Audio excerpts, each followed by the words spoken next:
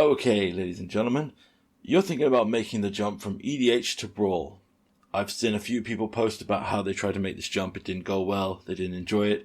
There was one that was been circling around Reddit and YouTube a bit where a Commander player has said how he's not built for Brawl.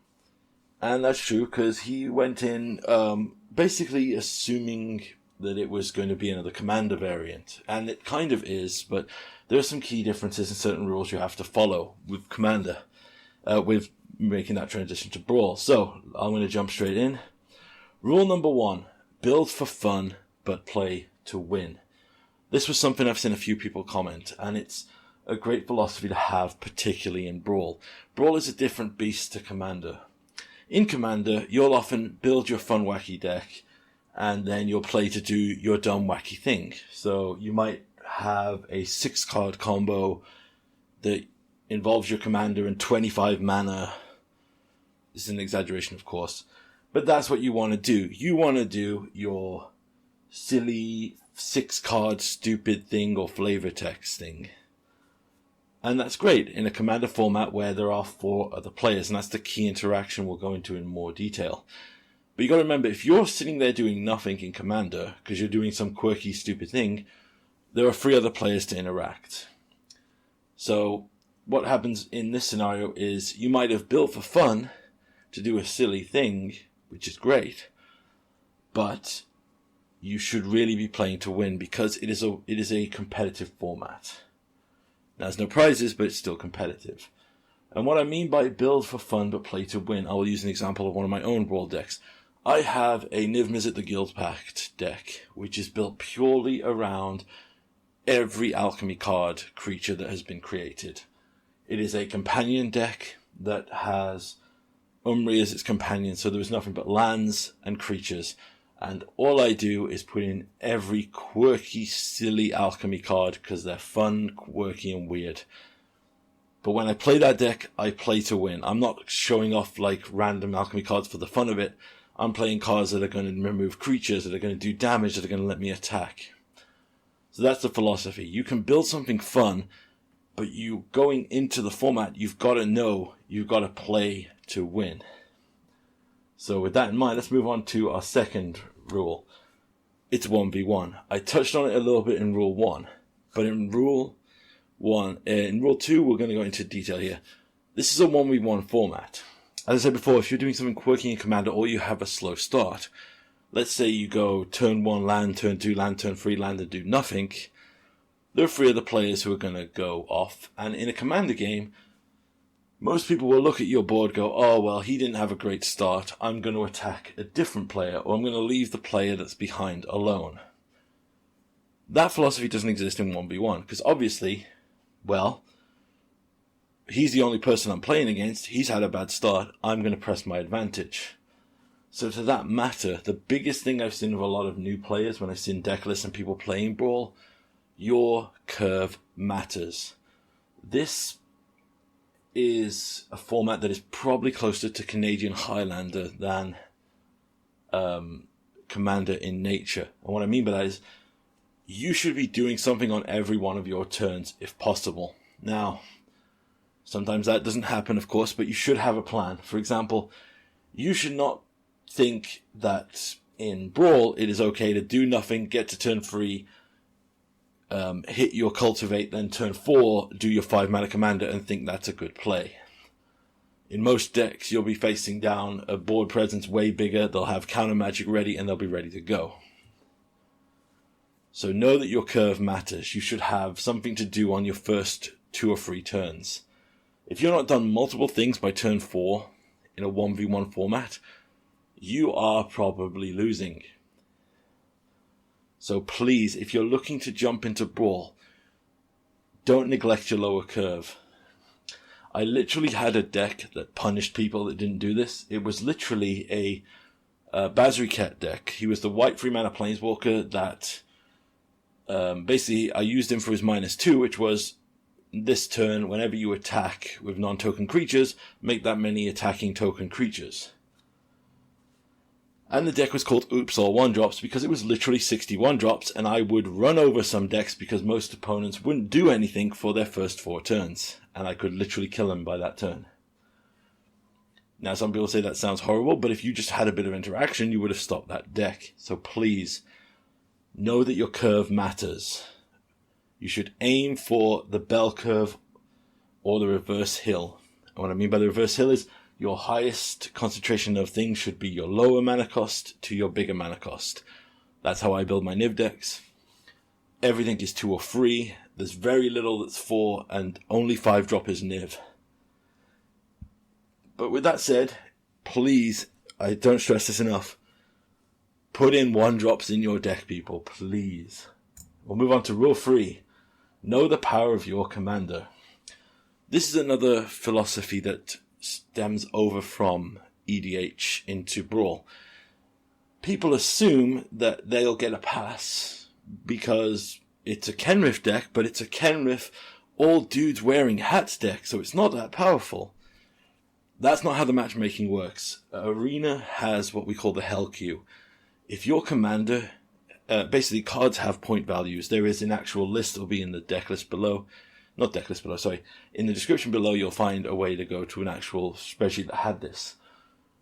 So, your commander has a point value based on the most optimal build of that commander. For example, you can't just play something powerful but then put a quirky theme on it and think you'll get matched with lower decks. For example, I played Niv Mizzet Reborn. He is one of the strongest ones. He's basically, like I said, his reload ability is insane. I could literally make him a non-interactive all-creature deck with no way to interact with my opponent, and I would still be matched with the strongest decks in the format because that's how much emphasis is put on your commander. I saw somebody on Goldfish submit a deck list that was Joda, all legendary ladies, Joda and his legendary ladies, and it was all legendary female creatures from Arena. That still would get matched in the Hell Queue because Joda is one of the strongest commanders. So, again, this is the exclusion of Rule 0.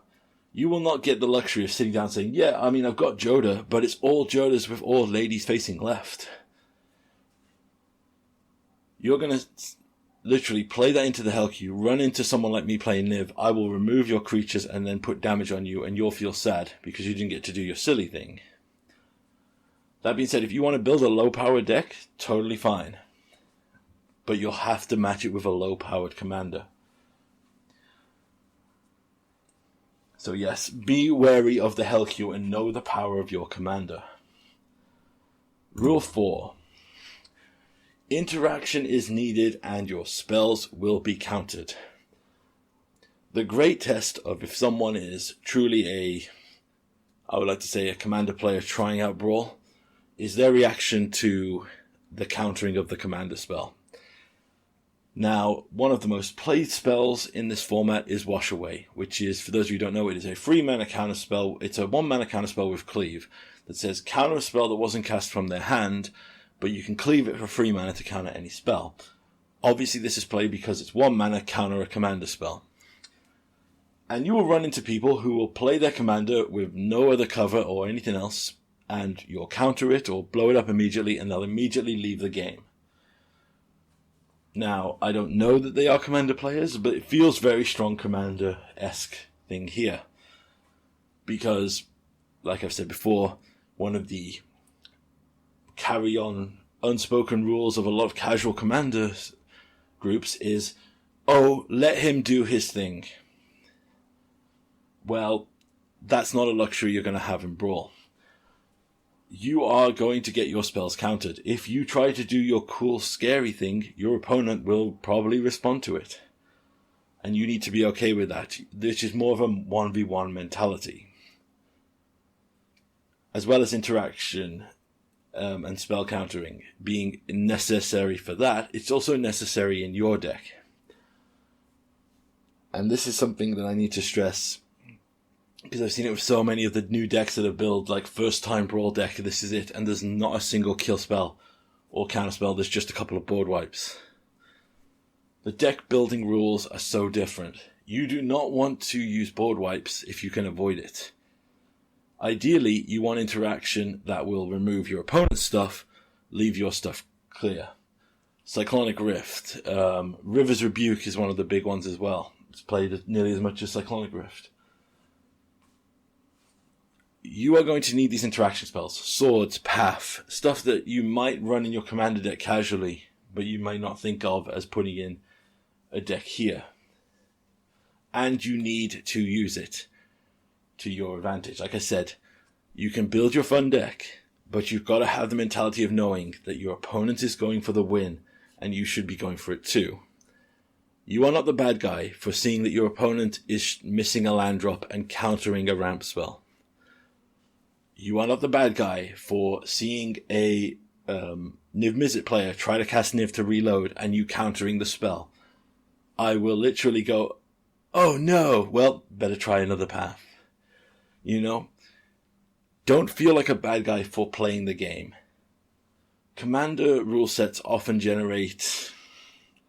casual groups often generate a environment where the let them play and have fun mentality. It's a very fun mentality and it works in Commander.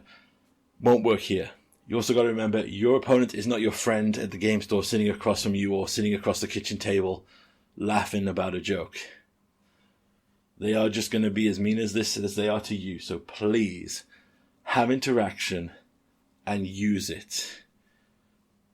Okay, and the final rule I want to stress if you're thinking of coming across to Brawl, finish your plate. This is kind of a fighting game community rule that I've kind of spun for this. Don't leave damage on the table. One of the strangest things to me has been seeing the switch of mentality of the attack step. Now, when I first started playing Magic, I played a lot of casual 1v1, like kitchen top, random cards, pre-built decks. And it was very simple. My opponent doesn't have a creature, I have a creature, I'll swing in because I'm not scared of the crackback. Then when I moved to Commander, I was very much like, wait, there's 3 other people here, they could attack me, I can't block, I can't do this. You know, and it was weird seeing that progression of being like, and then adjusting to that and getting in damage where I could. It's been so weird seeing a lot of new players come in and be like, I have a 10-10, you're on 5 life, you have no blockers, but there's a 1-1 over there that could attack me, so I won't attack. That's not a consideration you need to make in Brawl. If you have an attack that's open, swing for it. If you have a Llanowar elf that can get in for 1 on turn 2 and you don't have a spell to cast with the mana, please do the attacks. You'd be surprised how many games come down to super close interaction. For example, I killed a Joda player recently with one of my Sorin decks for a laugh. Killed him with a Sign in Blood, literally making him take 2 damage because I randomly got a little bit of damage through earlier through Extort triggers. And swinging in with Sorin. So please, finish your plate. So, to review from the top. Build for fun, but play to win. So switch your mentality. Know that this isn't casual layback. You are trying to win the game. Games will be a lot shorter, but please remember, play to win, but build for fun. Rule 2, it's 1v1. Your curve matters. Don't neglect your 1 and 2 drops. Rule 3, know the power of your commander. Be aware of the hell queue, and know that just because you've built some janky pile of 99 cards, the strength of your commander will override that. So, keep that in mind when brewing. Rule 4, interaction is needed and your spells will be countered. Don't be afraid to counter spells, don't be afraid to kill their creatures, and don't be offended when they counter and kill your stuff. This is what will happen in a 1v1 format. It will be way more prevalent than what you see in Commander. So keep that in mind. And the final rule, finish your plate. Please be aware that the attack step exists and use it to the best of your ability. Also, aggro is a thing in this format, so if you want to play it and try it out, get that damage in. I hope this has been informative, and I hope you want to try and make the jump. I hope I didn't scare anyone off, but I'll be happy to answer any questions anyone has in the video below.